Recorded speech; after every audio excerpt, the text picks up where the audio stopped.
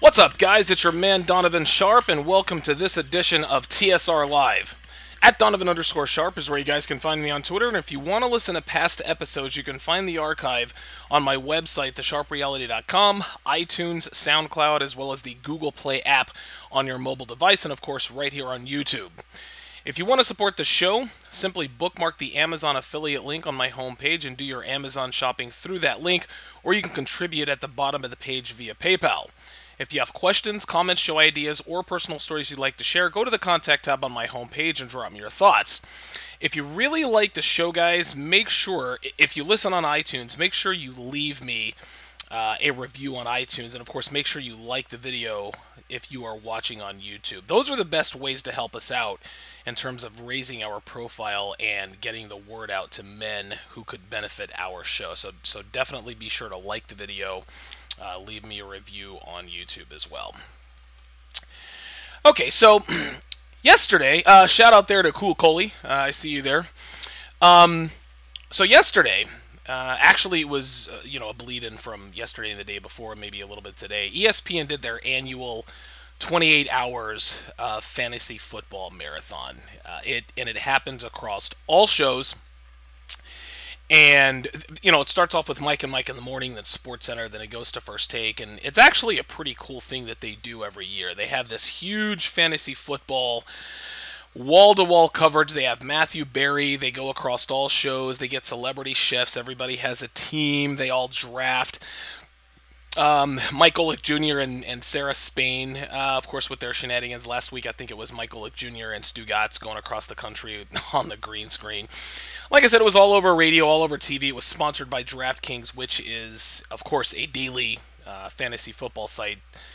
Basically, sports gambling on cocaine and steroids. That's really what DraftKings is. So anyway, right at the beginning of the show, in hour one, they had their version of a live. They had a live action version of what's called a fantasy football auction draft. Now, for those of you who are not familiar with fantasy football, you guys can Google that. But an auction draft is different from a regular snake draft. Rather than drafting in order 1, 2, 3, 4, fantasy owners bid on players. Whoever bids the most for for a certain player ends up winning that player. Now, of course, each player has the same amount each fantasy owner has the same amount of money to spend in the beginning of the draft, and they'll spend whatever they feel is necessary on certain players. Obviously, the better players command higher bids. So, on TV, on ESPN's campus in Bristol, Connecticut, a group of fantasy owners sat in a crowd, and if you're watching on YouTube, you can see what I'm talking about here. So what they did is they had this live sort of mock auction draft. Let me get it up here. Give me 1 second here, guys. Not really sure what's going on with my window. There we go. Okay, so they had this live fantasy auction draft. And it was no big deal. I've been involved in these before, so it was no big deal. And, of course, they've got the guys sitting there in the chairs, again, as you can see on the screen. And, the auction, so on TV, they're all sitting around, they're bidding on Odell Beckham Jr., one of the best receivers in football. They're bidding on David Johnson, one of the better running backs in the league, etc., etc. And it's all a good time. The auctioneer's having fun. The guys bidding are having fun because they all get to be on TV and all the rest of that. In the end, some fat schlub, was celebrating the win. I guess he's the guy that won Odell Beckham Jr. And so, yeah, the guy on your screen, that's the guy who won. And so, I watched it for a little while. Then, of course, I went about my day. Then I woke up this morning and saw yet another fake social media outrage. Here's what happened. New York Daily News columnist Shaun King sent out a tweet. And I'm sure he's not the only guy who sent out a tweet about this, but this apparently was sort of the genesis of this whole sort of fake controversy. And as you can see on the screen there, He says, to ESPN, apologize now for doing a sketch where you auction a black man off to the highest bidder. Of course, I'm doing that sort of tongue-in-cheek, but that's what he wanted. That's what he wanted it to be.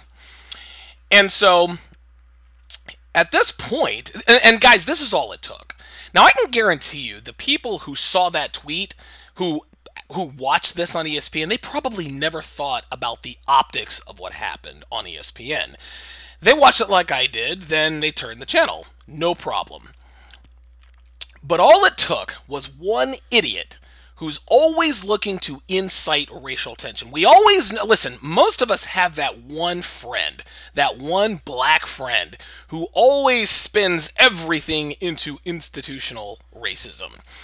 And these guys, in any situation, they point out what something looks like, and everybody jumps aboard. So now, all day, we've got columnists, we've got sports pundits, we got these guys talking about this all day. We've got people comparing this shit to the movie Get Out, which, I mean, by the way, it was a decent movie, but it really was far from as good as people said it is. Basically, a white girl uses herself as bait to lure black men to be auctioned off, I guess, to get their DNA pirated for white people. It was an interesting storyline, but nothing profound about it. I mean, listen, man, white people have been as envious of our genetics as we have been about the fact that they can drive around this country without fear of being railroaded in some way, shape, or form by law enforcement. We all want what we can't have. That's just how it goes. Anyway, this thing got blown way out of proportion.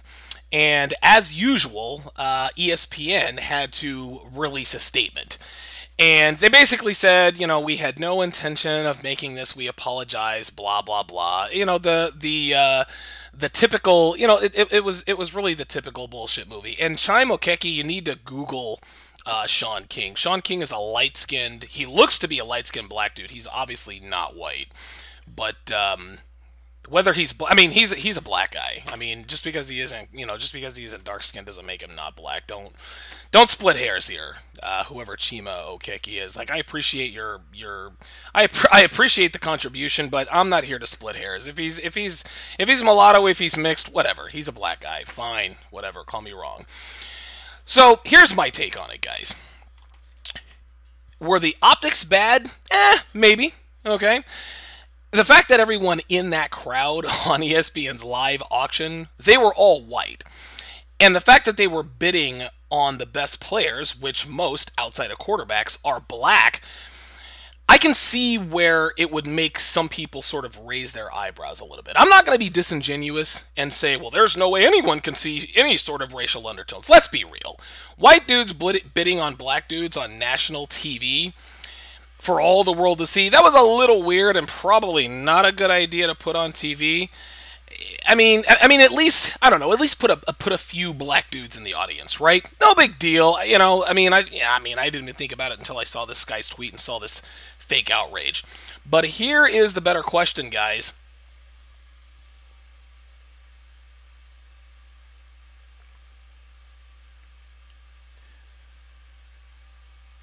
But here is the better question, guys.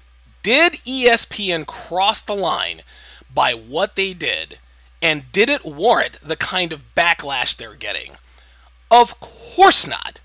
The only people who saw a slavery component to this are the people looking for it. These guys are race baiters. Shaun King, Al Sharpton, Jesse Jackson.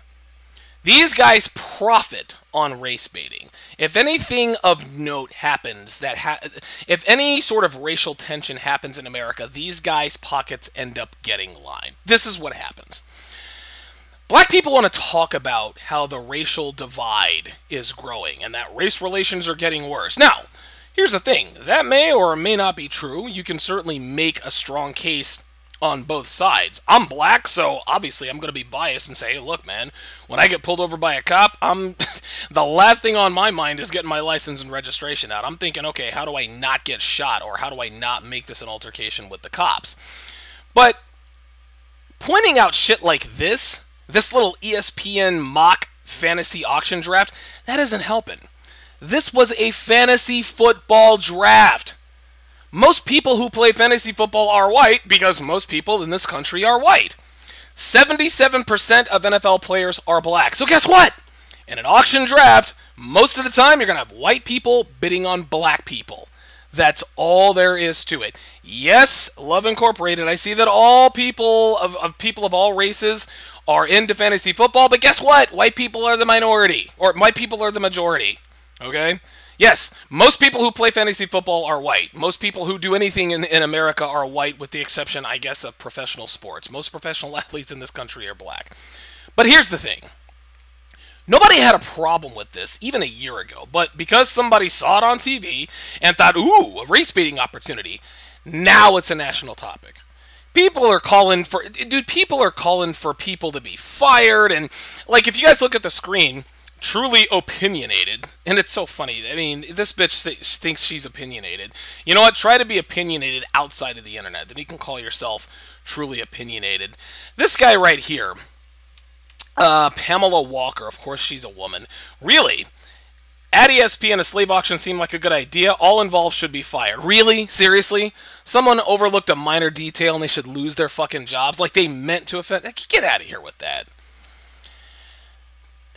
Now people are calling for fantasy football to, quote, abolish auction drafts and stupid, dumb shit like that. It's unbelievable. People compared this to a slave auction. But guess what, guys? The players being auctioned off aren't fucking slaves. The fantasy football owners don't really own them. And when the players are finished, when they're finished playing on Sunday, they don't go to the nigger house on the plantation and wait to work for their master the next day. They're getting in their 6-figure cars to drive to their 7-figure homes until it's time for them to get in an 8-figure aircraft to play in a 9-figure building for a 10-figure employer. If that's slavery, guys, you can sign me the fuck up. Just because somebody says that something looks like something doesn't make it that. I can sit here and say that a company that gives a black man a position of power and pays him a lot of money, that it looks like reparations, but that doesn't mean that's what it is. That dude got that job because he's qualified, period. That's got nothing to do with reparations any more than an auction draft has to do with slavery. Now, you guys know that I am not an ESPN apologist. Okay, listen.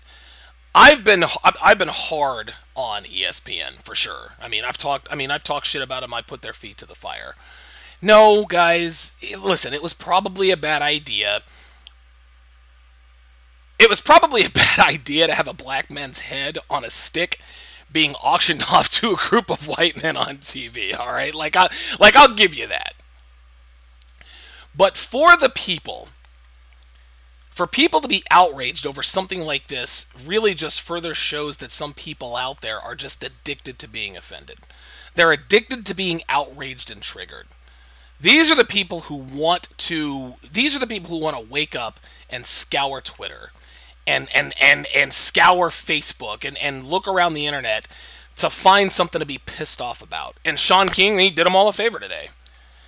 The fact that we have dudes out here comparing a fantasy football draft to a movie that depicted some sort of sick, twisted version of what happened back in the day speaks to the degeneracy and the perversion of social justice warriors. That does it for this edition of TSR Live. Visit thesharpreality.com anytime to access all episodes, which can also be found on SoundCloud, iTunes, and YouTube. And don't forget to bookmark the Amazon link on our homepage if you want to support the show. Thanks for listening.